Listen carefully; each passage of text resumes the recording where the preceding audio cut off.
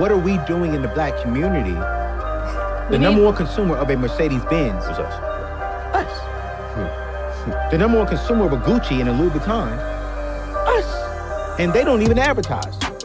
Why is it that in the black community, we are always the number one consumer, but we're not the number one creators? So you just said it, the fact that there's consumers and creators. For so long, we assume success based on consumption. Welcome to Closing the Gap, the truth about black wealth. Of course, I'm your host, Mr. Wilbert Hamilton, owner and founder of Hamilton Wealth Advisors. I got a very special guest here today, Mr. Morris Smith. Appreciate you being here today, brother. Yeah, appreciate you for having me, man. Yes, sir. I've known this brother, man, going back almost 21 years now. Time is flown by. So he got a little gray hair and I ain't got no hair. So, we've seen things elevate. I've seen this man grow, prosper, very successful entrepreneur. No surprise to me because he's, actually a brother of mine from the greatest fraternity in the history of the world, which is Kappa Alpha Psi Fraternity Incorporated. So achievement in every form of human endeavor is what we all strive for. So no shock, to me and to many of what he's done, but he's been doing incredible work from his barbershops to his real estate ventures. Very successful, very intelligent, very knowledgeable. I would say almost a renaissance man of sorts because, man, they can wear many hats, but definitely one that inspires. I like to see people that inspire me, that are doing a lot of different things, not scared to try, and continue to push the envelope and push the boundary. And that are all about, educating people and uplifting people. So, of course, that's what we're about here. That's what this whole show is about. Of course, we want to help close the gap, close the wealth gap in the African American community. And we do that by education. We do that by, communication. And, eventually hope we take some of this information, they go out and execute. So, you've been doing that on a day-to-day basis. And, just thank you for being here, man. And we'll kind of, kick it off and jump into it, man. And just tell us a little bit about yourself. Well, of course, my name is Morris Smith. And I'm a barber, real estate agent, entrepreneur, and investor as well. Yeah, so I'm gonna take it all the way back, and I want to take it back to the foundation of kind of where things started from, because I'm not a fan of people being a jack of all trades and master of none. Right. And even though you do many different things, you do have some master skill sets that were the foundation of kind of what you're doing now, and that have given you stability. And I think it's important for people to know that. Because a lot of times people see the finished product, but they didn't see those beginning stages and what you set up in the foundation that you laid for yourself, and kind of where you've come from. So, of course, man's from Montgomery, Alabama. Gump side in the house representing City Lanier. Yeah. Even though it's no more, but we still, hold it near to our heart. But absolutely. I know you started off kind of as a barber per se, and kind of tell me how you got involved in that, and how did that open up doors for you? So I actually started cutting, when I was like, I jumped out there on the porch, cutting in the neighborhood.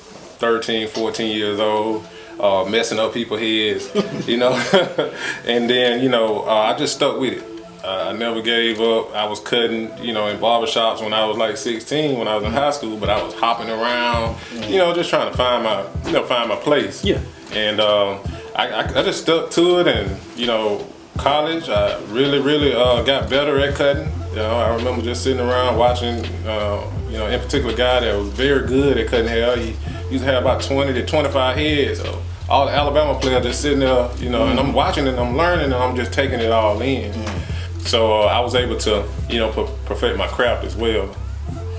Well, like I say, a man skillful in his works, and of course the Bible tells us that a man skillful in his works will be placed before a great man. And of course, as you became, more skillful, and it led you into different ventures. And so what was the transition, and what kind of made you decide to go from just being a barber to actually being a shop owner? So, again, just being in college and just watching everyone around me. So I'm very observant, right?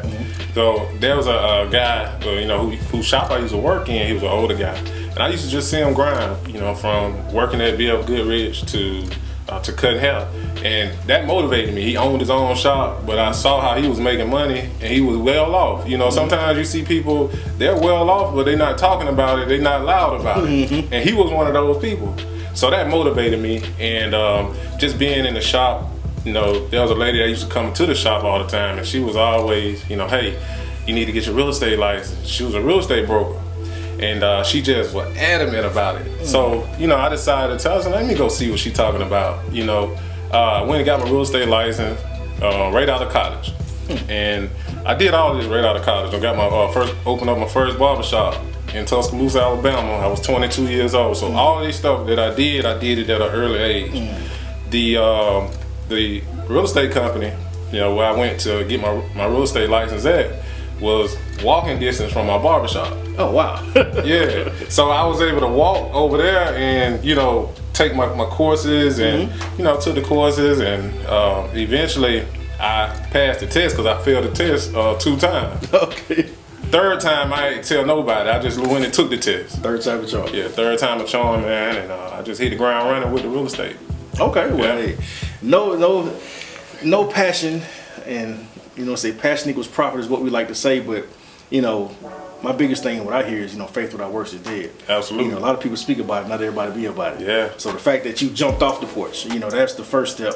We always tell people you have to take the first step and take that initiative to push yourself, past your comfort zone. I think a lot of people, are in their own way when it comes to their success. A lot of people talk about wanting to be successful, wanting to be great, but not many people are willing to take those steps and make the necessary sacrifices to make that happen. I mean, you're pretty sure you had to sacrifice some things, because stepping out there to have your own barbershop required you to take on some overhead. Absolutely. Stepping out there, getting your real estate license required you taking some time away from the barbershop and sacrifice maybe times when you could have been making money cutting heads and actually going and getting that real estate license. But, that perseverance and that work ethic is what most people, don't understand and what they don't see. Yeah. Like so we talked about earlier, everybody likes to see that finished product, the end result. They like to see him driving around in a new Maserati. Yeah. They don't understand what he had to do to actually be able to afford the Maserati. So, those are things that we like to talk about, and those we're going to get more into right back in a minute.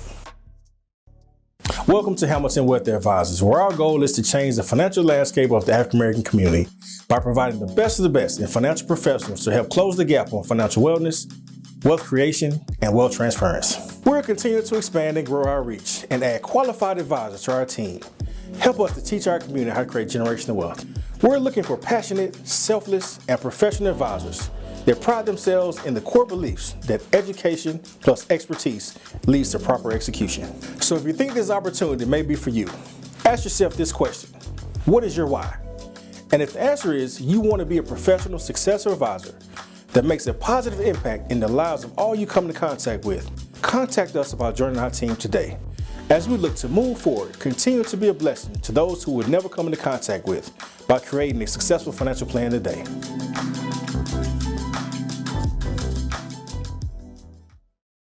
Welcome back to another episode of Closing the Gap, the Truth About Black Wealth. Of course, I'm your host, Mr. Wilbert Hamilton, here again with my man, Mr. Morris Smith. We're going to jump right back into it, man. We're getting into some good information. You've heard us once again talk about how faith without works is dead. This man is a living witness, a living example to that. We want to continue to push that forward and want you to grab on, not just to the ideas and the information that we're providing, but actually put it into action and put it into use. Because if you don't take those first steps, if you don't jump off the porch, so to speak, and put that initiative, put that one foot in front of the other, all of your dreams and goals and aspirations can never happen. So, with that being said, and you jumping off the porch and jumping off with a lot of responsibility, what are some of the biggest lessons and things that you learned in actually just, owning your first shop from a business standpoint? Well, I mean, I've learned so much. Honestly, when I opened up my first barbershop, I didn't have like real help. It was just myself. Yeah. I must give, props to my uncle who helped me build out the shop, and I must give props to my sister who also helped me, get the shop. Because if it wasn't for those people helping me, I don't think I would be where I am today. It's just, again, being consistent and really wanting to, learn the business, be a business owner. And, just coming out of school, there wasn't any jobs. I came out in 2005, so the job market was terrible then. That's when we had, was going into our recession, and the job market was terrible. And I just decided to, open up my shop and do my own thing. Yeah, well, like I say, ain't no path like taking your own path and creating one for yourself, and being in a position where you can kind of dictate your own future. Yeah. And the biggest thing with that is, like I say, continuing to push forward and having those people around to help you.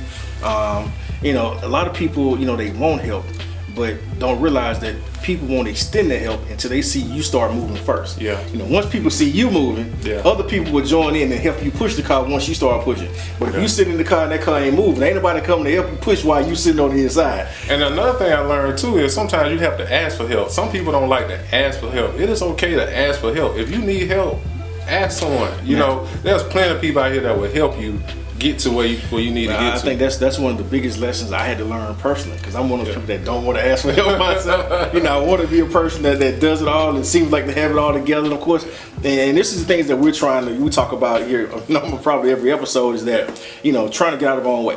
I've had to learn to get out of my own way, and from time to time, of understanding that, I'm so busy wanting to be a blessing to other people, but sometimes you have to allow other people to bless you. Absolutely. Somebody told me one time, man, you stopping people from getting their blessings because you won't let nobody help. God wants to use people to help you too. So, get out of our own way, asking for help, but also being in a position and ready to receive the help. One of the big issues I feel like in our community that we lack is understanding the importance and value of professionals. Speaking to professional realtors, professional barbers, professional financial advisors, attorneys, doctors, all these people have specialty because they've done an extensive amount of school and training to help assist us. But if you don't go ask these people questions, then there's no way you can take advantage of the information. So, I'm glad that you had some people around you that saw you and helped give you that push when you jumped off the porch. And with that, I know one of the biggest things I've noticed is just kind of, especially, being an entrepreneur and business owner, is obviously, I'm sure you ran into that having a barbershop is, how do you manage the multiple personalities you have to deal with? Oh man, that's a real good question. And the thing is, again, barbers are just not, a lot of them, don't possess the entrepreneurship skill as being an entrepreneur. So sometimes, their thinking and their mindset is totally different from that of a shop owner. So, I always try to, put my guys on game, and I always tell them, hey, look, if you're going to go out here and open up a barbershop, open up a business, this is how it's going to have to be run. So I have to try to provide structure, because I have a lot of young guys in my shop. So I always try to provide some type of structure to show them, hey, this ain't the way, this is the way. You get what I mean? So that's what I'm trying to do. I'm always trying to lead and, lead by example as well. Well, I know that about you. You've always been a man that's, rather be seen and not heard. And, like to be, a leader, because I like that, because I'm a lot like that myself, I believe. I don't, do a lot of talking. I don't like to be, loud and boastful. I like to just let my actions speak for themselves. Right. And, I believe a man's skillful in his works will be placed before great men. So, obviously in doing that, God sees that, and, he'll bless you accordingly, And with those benefits and those gifts, and as you continue to flourish and grow, and you got to shop with multiple individuals in their work, and you're managing them, how are you able to manage the real estate on the other side? Because you don't just do real estate, you do real estate. Right. So how was that going in the process of being a shop owner, still a master barber yourself, also getting into the real estate? Oh man. So I had to learn how to delegate. Once I learned how to delegate and, not trade my time for money, that's when I was able to really elevate and build my real estate portfolio. So I was able to build $1 million real estate portfolio from behind the chair. And another reason why I get out here and I show and teach people the same thing, like you don't have to be, you don't have to be rich or have a whole lot of money. You just need to have what I call lack of information. A lot of people have that, a lack of information, and that's what I like to try to give, which is information.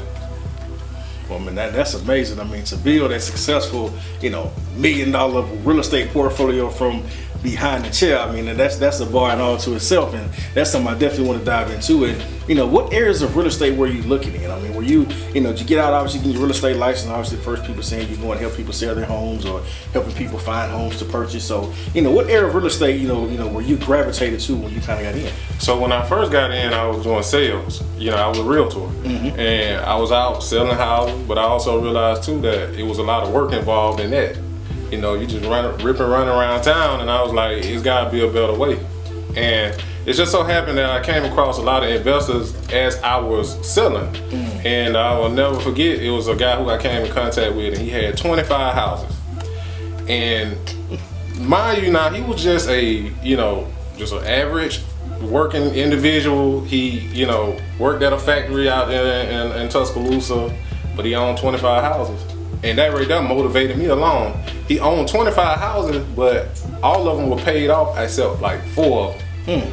And I remember how I bumped into him. I was, out looking for houses to list, because, if you list properties, that's better, right? And he had a for sale by owner, and he said, you know what? He said, I'm gonna list with you. He said, because he said you consistent. You know, he said, you consistent and you persistent. He was like, I'm gonna go on list with you because I was calling him every day. You know, well, I tell people all the time, you know, faith without works is dead. We've said it several times, and you know, consistently doing the right thing over a long period of time is what actually creates success. But I think what happened and what you did, and you know, what a lot of people need to take from this is that your consistency, your effort, and your perseverance through good times and bad, because every day is not a good day, whether it's in the barbershop or in the real estate game. So the fact that you stayed with it, you stayed after it, you know, someone else saw that. And him seeing your work ethic and your consistency, that's what allowed him to say, you know what, I want to give this brother a chance. And that took you to a whole nother level. Absolutely. We'll talk about that in a minute.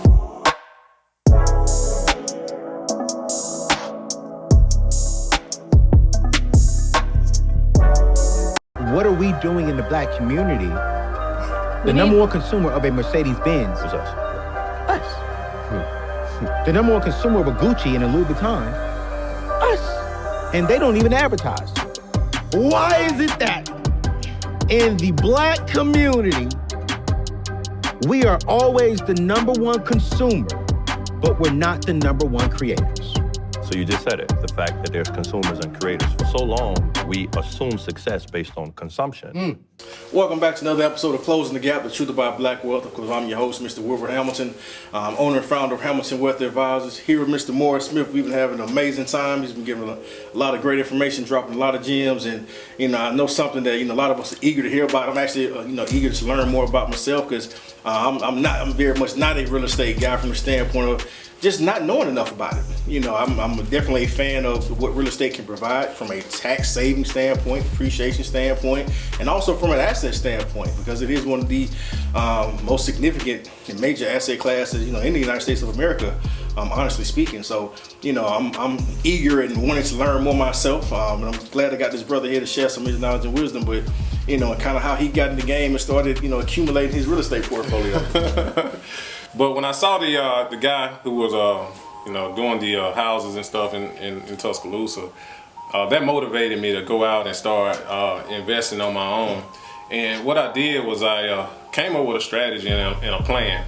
And I decided to rent out my property that I had purchased early on. So I purchased my first house when I was 23 years old, and I decided to rent it out some years later. I was able to rent that house out and start cash flowing off of that property. Once I started cash flowing well off of that property, I was cash flowing at least about 15 grand a year positive off of just that one property. Oh, wow. And that's what made me go out and say, hey, I need to go grab a few more of these. Yeah. And so that's what I did. But I went back home, went back to our hometown and started buying properties up out of there. And I was buying a lot of those with cash. And I was able to, cash flow well off of those and continue to just add to my real estate portfolio.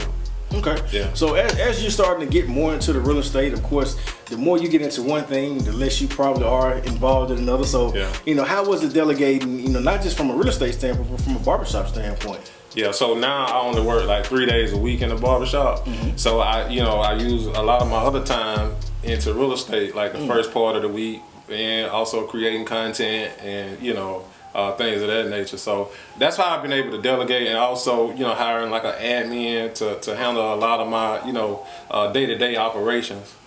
Well, I'm actually, like I say, delegating, the biggest thing he said, I heard now that he had a plan. You fail to plan, you plan to fail. So, having a plan of action, being consistent, being diligent about it, so these are things that can not just benefit you, in the real estate or as an entrepreneur owning a barbershop, but just in your everyday life. I think we all could use more organization, more planning. I'm always, big on that when people come to me to talk about investing. I say, well, we got to create a plan first. Right. Before I can tell you what to invest in, we need to have a plan on what we're going to utilize this money for. So if we don't have a destination we're trying to get to, how do we know exactly how we should invest this money to start off with? So that's one thing I'm real big on is just having a plan, and obviously that's something that you had to create, and that's allowed you to grow and be able to sustain yourself and continue to maximize and be productive. Just having, being good with your time. Having that plan of just knowing what you're doing, when you're doing it, how you're doing it, allows you to be able to get involved in other areas and gave you the time. Most people think, okay, well, how could you still make the same amount of money cut in half? when you're only doing 3 days a week. Where if I schedule properly, Right. and my clients know that these are the 3 days that I'm going to be in the shop, well, guess what? They're gonna be there on those 3 days, Yeah. and I can still cut the same number of heads in that time that you cutting in 5. And that's something that I realized too. I realized that, you know, I'm making the same amount of money that I was making in those 5 days, you know, that I'm making in those 3 days. And I'm maximizing my time with, you know, with the real estate and at the barbershop, you know. So everything just started flourishing, you know, after that, you know. Well, no, I completely agree. I remember when earlier in my career when I was transitioning out, when I first started, I used to meet all my clients at their home. I used to always be on the road, ripping and running. I was going to see them. And I said, man, got to be a better way, because, you know, I had a guy tell me, I said, well, I'm going to do my end of the year plan and my end of the year goals. He said, what are your goals? I said, well, I want to, you know, double my production in the next year. He said, well, you know, how you going to do that? I said, well, you know, I got to see more people. You know, that's the only way I know. I got to see more people. And he said, well, you got to do one or two things. Either you can ask God for more hours in the day, or you got to change the incomes of the people you're seeing. And I thought about that because I was already stretching myself thin, you know, and God wasn't going to give me no more hours than He was giving you. So I said, okay, well, I'm not going to get that time. So, you know, what can I do? Well, all of a sudden I said, well, let me start just revamping my overall business plan. And I started changing from the time that I was spending on the road traveling to people. I said, well, if I cut that time out, and now I have those people coming to see me, well, I can probably see 3 to 4 more people per day, because I'm spending 2.5, 3 hours a day in the car. Right. So if I just plan better, and now those people are coming to my office, I can now have more meetings throughout the course of a day, and now I can be more productive. But it took me some planning. It took me restructuring, reorganizing in order to get myself in a position where I could do that. And a lot of people that were in my industry said, man, that ain't gonna work. They're like, man, you know, people not gonna come see you. Come to see you. I always like, man, people want you to come to them. And I said, well, one thing I know about people is, you know, they put value on what they see as valuable. Absolutely. And once I start placing more value on myself the same way you did, you say, look, I'm only available 3 days a week. I ain't available 5. Right. Those people that wanted you to cut their hair, they made sure they was there on their 3 days. That's it. And those clients that wanted me to work with them, the people that you wanted to be your clients, they came and met you on your time when you were available. And that allowed me to grow and expand in a way that I probably never thought possible. So with you saying that, it was just a flashback for myself, and understanding that, you know, whatever value you have for yourself, make sure you show the world that, and the world will show it to you back. Be back in a minute. Welcome to Hamilton Wealth Advisors, where our goal is to change the financial landscape of the African American community by providing the best of the best in financial professionals to help close the gap on financial wellness, wealth creation, and wealth transference. We're continuing to expand and grow our reach and add qualified advisors to our team. Help us to teach our community how to create generational wealth. We're looking for passionate, selfless, and professional advisors that pride themselves in the core beliefs that education plus expertise leads to proper execution. So if you think this opportunity may be for you, ask yourself this question: what is your why? And if the answer is you want to be a professional, successful advisor that makes a positive impact in the lives of all you come into contact with, contact us about joining our team today. As we look to move forward, continue to be a blessing to those who would never come into contact with by creating a successful financial plan today.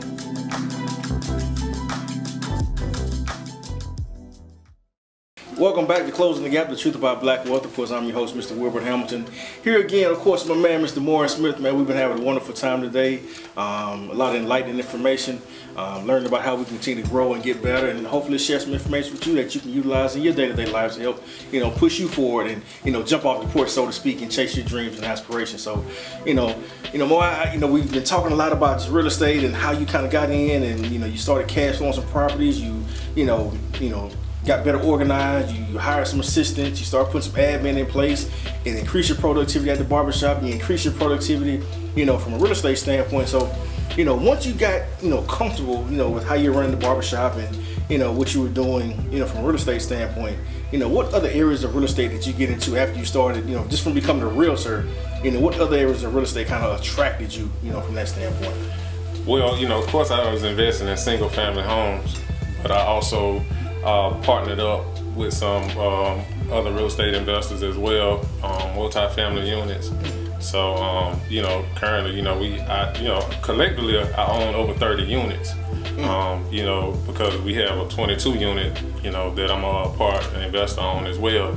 And I have our own units as well. So, you know, collectively I've been, you know, venturing out, you know, You know, I'm always learning though. I'm always open to learn. I'm always open to invest. And so, you know, this is why I teach it, man. I'm trying to show people how to really bridge the wealth gap, you know. You know, like you gotta walk it like you're talking. So like I said, this man ain't just out here telling you what to do. He's actually done it himself, and you know, I think that's key. I mean, I'm always big on, like I said, professionalism and talking to professionals. And professionals is not just someone who has a license or a degree, but it's someone who has obviously those credentials, but also has experience. You know, someone who's done it. This man is not just a licensed realtor, but he's an active real estate investor himself.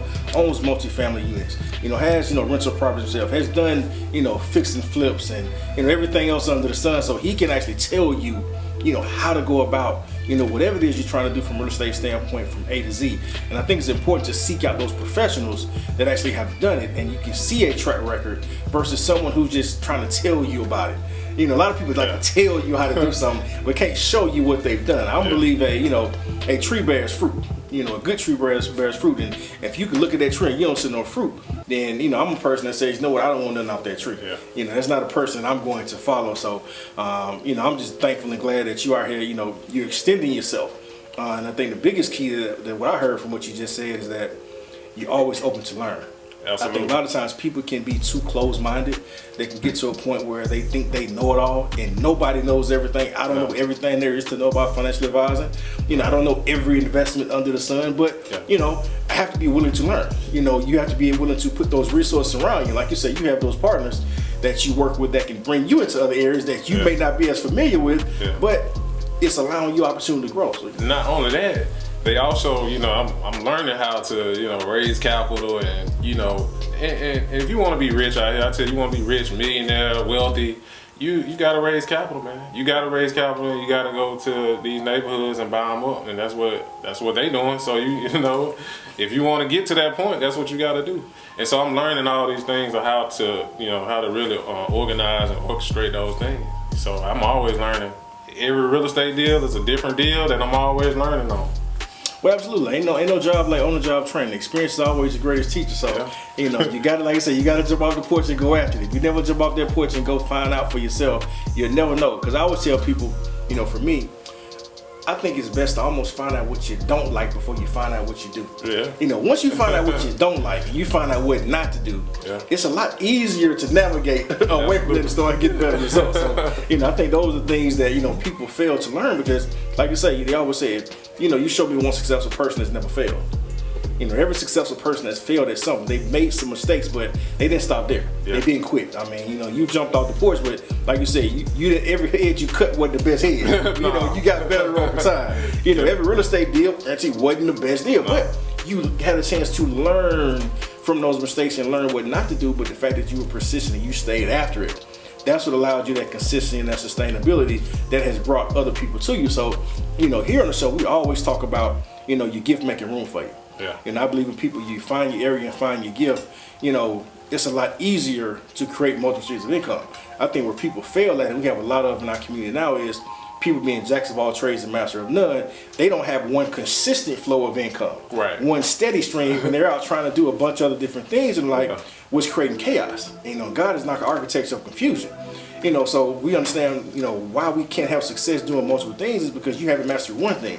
You've mastered one thing first, and you have the barbershop as a foundation. So even if you never did another real estate property, you can go to the barbershop and have a sound, stable future for yourself for the rest of your life. Absolutely. Because at this point in time, you went from one shop to ventured over into Atlanta and shop there as well. So you actually growing, and that gift made room for you. The fact that your barbershop was right by the real estate office. It's I'm a firm believer, like you said, your gift making room for you. So he was operating in his gift and in his talent that he'd been operating in from the time you were, like I say, a young teenager cutting back in the gum, all the way through. And that gift puts you in a position to have access to someone that sees something and say, you know what, I don't know what it is about you, but I want you to get involved in real estate. And here you are today teaching thousands of people about real estate. So I'm always saying, your gift make room. This man is a living witness, living example as to how it continues to make room for you.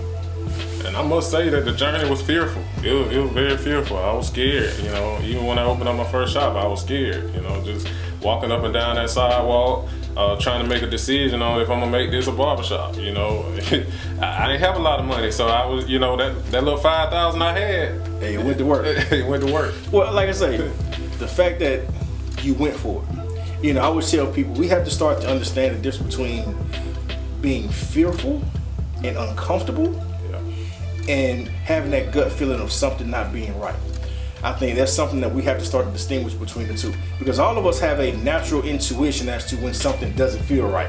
You know, we growing up back in the day, it was okay, what time do you leave the party? When stuff starts to feel a little bit like, okay, you know what, something about to pop off, we need to get up out of here. That feeling says leave. But there's also a feeling where, you know, there's something new and we feel a little bit uncomfortable, and I think we have to stop allowing that feeling to prevent us from taking the next steps into our future. Back in.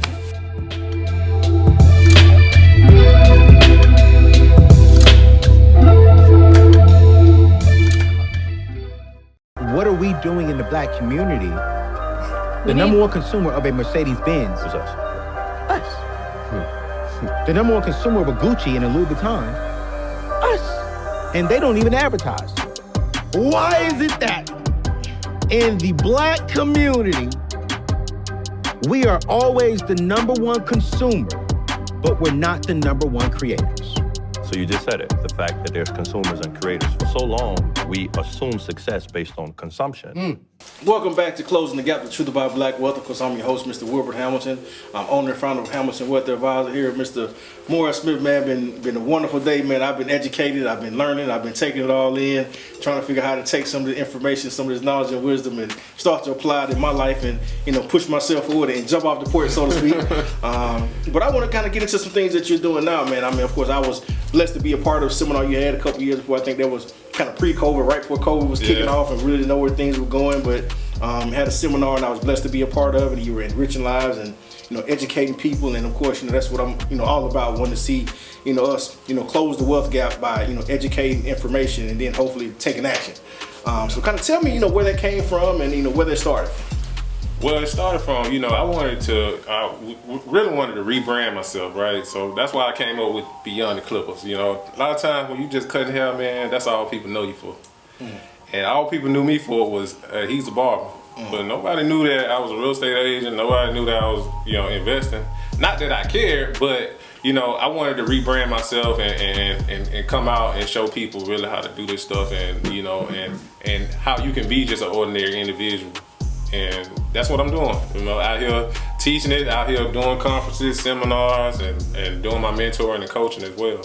Well, like I say, it is, you know, he's far from average. He's far from regular. You know, he's a, like I said, a regular man doing extraordinary things and, you know, trying to help the, you know, the community, you know, along the way. You know, and within the seminar, so tell me a little bit about kind of some of the areas that you kind of speak on within the seminar, and kind of, you know, how you're assisting those individuals, because, you know, we want people to get beyond the Clippers. Absolutely, man. So, you know, in the seminar, we try to teach people that, all right, your financial situation may be this down the road. So a lot of times people understand that, you know, your 401k, most time people, when they retire, their 401k is not what they want it to be. You know, the average person retired with about $170-some thousand, you know, in their 401k or in their retirement. And so how you gonna combat that? You have to figure out how you're gonna combat it, you know. So I'd like to educate people on the real estate market and how you work your numbers and where you should be. You know, what type of income you should be trying to bring in. So that's what we do at our seminars. You know, and that's what I do in my mentoring and coaching. I try to teach people the numbers, because it's a numbers game. And if you don't do the numbers, I don't care if you just go out there and buy a piece of real estate. It's still not going to matter if you haven't done the numbers. You know, you're just going to end up. Well, like they always say, you know, men lie, women lie, numbers don't. So you know, you got the numbers to everything you do. You got to know them, but that's a part of, like I said, the planning. You know, that's why I think you putting on the seminar is so important, because you're not just saying, okay, well, invest in real estate. You're giving them a multi-step process. You know, some things they need to look at, some things they need to do. You know, you're willing to help them, coach them, and mentor them. Right. You know, within doing that. And I've, you know, been blessed to actually speak with some of the people you've had success stories with, and helping them get into real estate and start to generate income and, you know, rental properties and fix and flips and things of that nature. So, you know, tell me a little bit about how that's going, and, you know, what kind of joy does that bring you to kind of, you know, being able to impart that wisdom? Man, I love it, man. You know, just, you know, out of my mentorship program, I've had at least 3 people buy their first rental property. So it's a joy for me to just sit back and watch, you know, my work, you know, rub off on them, and And they go out there and they, you know, fix my property up and do it the way that I, you know, instructed them to do it. You know, I try to always teach people, if you can do it, you know, without having to put a lot of money up or being strategic about it, you know, that's what we teach in our seminars. That's what I teach in my coaching. I just teach them the process. Well, I think that's, you know, key, because a lot of times, of course, you know, people have, you know, misinformation. Of course, for us, we think you got to have, in order to get into real estate, you got to have perfect credit. Yeah. You got to have a lot of cash to put down. You got to have, you know, access to this, that, and the third. And, you know, what you're showing them is, you know, you don't have to have perfect credit. You need to have decent credit. We don't always recommend you have good credit because we want you to have good credit, but it's not necessarily required in all situations. You know, there are multiple situations to go into deals, you know, whether it's with the partner, whether it's, you know, like I say, whether it's a multi-family, like I say, residential, like I say, it's different from, you know, fixing flips and you know, having, you know, just regular, you know, rental properties, but, you know, there's something for everybody. And I think that, you know, what happens is all too often people like to paint a certain area and a certain thing with a broad brush. And you'll meet some people that say, well, I don't like fixing flips, or I don't like renting, or I don't like this. Well, that's okay. That doesn't mean that real estate isn't for you just because you don't like one particular area of real estate. You know, and kind of speak to some of those different areas of real estate and how people can get in real estate in ways that, you know, we may not be thinking of. Well, I'm a generalist, so I do everything. You know, I do wholesaling, I do fix and flips, I do buy and hold. So, and then you can get in real estate by just partnering up. Even if you don't want to, you know, you can just be the funder. You can fund the deal and just bring, you know, and I'll bring you back in a return on your investment. You know, for example, if I make $50,000 off the deal, you fund the whole deal, we split the profits. Because I didn't sat there and managed the deal and got it off the ground, did all the legwork. So that's another way that you can make money off of real estate, just hands off. Absolutely, because time is money. We got to get paid for our work. So, yeah, you know, but it's a way for if you don't want to be actively involved in it, you can still be a participant. Absolutely. So you still can be a beneficiary of being involved in real estate without actually personally having to be involved in it. So, you know, for me, I'd probably be that kind of person. You know, I have enough going on probably from a day-to-day standpoint. But I do see honestly real estate as an asset and as a value, something that everybody, you know, should have a piece of, you know, for multiple reasons. Whether it's from a tax savings, appreciation standpoint, whether it's from just an asset building and growing standpoint. You know, you look at this country, all of your wealthiest individuals own a lot of real estate. You know, the real estate market and the stock market, they go hand in hand. They own a lot of each. You know, we just have to understand how to get our little piece of the pie and get involved in it. Be back in a minute. Welcome to Hamilton Wealth Advisors, where our goal is to change the financial landscape of the African American community by providing the best of the best in financial professionals to help close the gap on financial wellness, wealth creation, and wealth transference. We're continuing to expand and grow our reach and add qualified advisors to our team. Help us to teach our community how to create generational wealth. We're looking for passionate, selfless, and professional advisors that pride themselves in the core beliefs that education plus expertise leads to proper execution. So if you think this opportunity may be for you, ask yourself this question: what is your why? And if the answer is you want to be a professional successor advisor that makes a positive impact in the lives of all you come into contact with, contact us about joining our team today. As we look to move forward, continue to be a blessing to those who would never come into contact with by creating a successful financial plan today.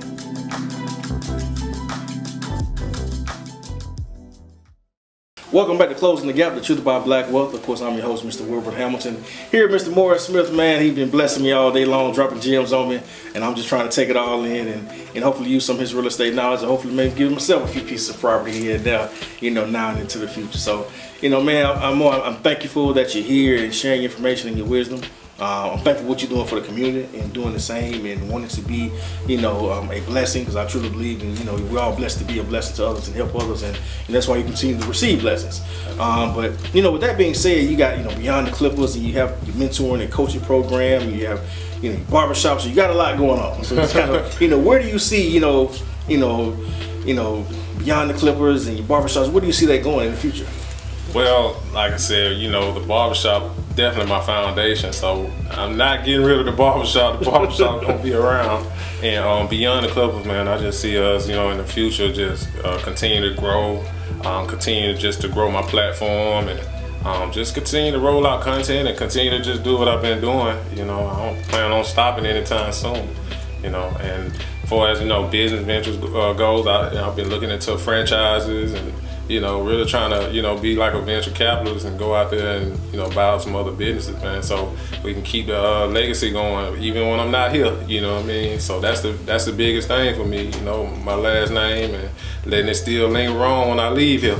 Well, I'm definitely a fan of that because, my motto is, teach them how to community how to create generational wealth. But, one of my mottos is, individually is, I want to be able to touch communities and individuals that I never come into contact with. So I think that's what, being a true blessing, to others is. And like I say, so when we're dead and gone and our kids are here, they can see the benefits and the fruits of our labor, what we've done, what we put in place. And, you're doing that. And I think, the fact that, you've chased, consistency. The fact that you've never been scared to jump off the porch. You've never been scared to try. And it's continuing to lead you into other ventures and continue to allow you to grow and prosper. And I think, those are things I think people don't get. We hear a lot about, like I said, those multiple streams of income now. Yeah. But people don't realize that you had a foundation that allowed you to go into other ventures. And you created one stream of income. Then the real estate created another stream of income. Absolutely. Now you have Beyond the Clippers that creates another stream of income. Then you have Beyond the Clippers that's creating other opportunities and other doors that are being opened. Yeah. But it's all because you had a solid foundation and something that, that was rock solid. That you said you would never get away from. That is always going to be there. And I think those are the lessons and the pieces of information that people are missing a lot of times because they see what's new. Yeah. They see what's next, but don't remember what got them to what's next. And the fact that you've always been able to remain, humble, number one, and, humble, prayerful, and also consistent. Right. That's allowed you to be able to continue to grow. Because I think a lot of time people, they don't have the room to receive because as they've grown materialistically, Right. their ego is also grown in a much larger way. Right. And when your ego is growing, it's not allowing you to be able to receive new information, new content, because you see yourself as the biggest thing smoking. So you're not allowing people to see you and see someone they want to connect with and they want to pour into. Yeah. So I believe you always want to be a person that a person sees and they want to pour into, they want to help because they see your work ethic, they see your drive, they see your commitment. And I think that's what's happening, and I see that happening for you, and only getting bigger and better. So I applaud you, man. I'm always grateful to see, especially the brothers that come from the Gulf, come from where we come Absolutely, from. man. Doing wonderful things, doing great things in the community. Having a servant's heart. Yeah. Truly being about helping people, mentoring people, and it's just just a pleasure and a joy to see, man. So with that being said, man, you've been very much a Renaissance man. You're not a jack of all trades, a master of none. You are a master of several trades. Yeah.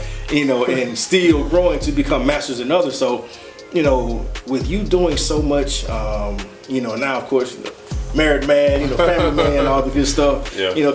What are your goals and dreams, and how do you see these things helping to close the wealth gap?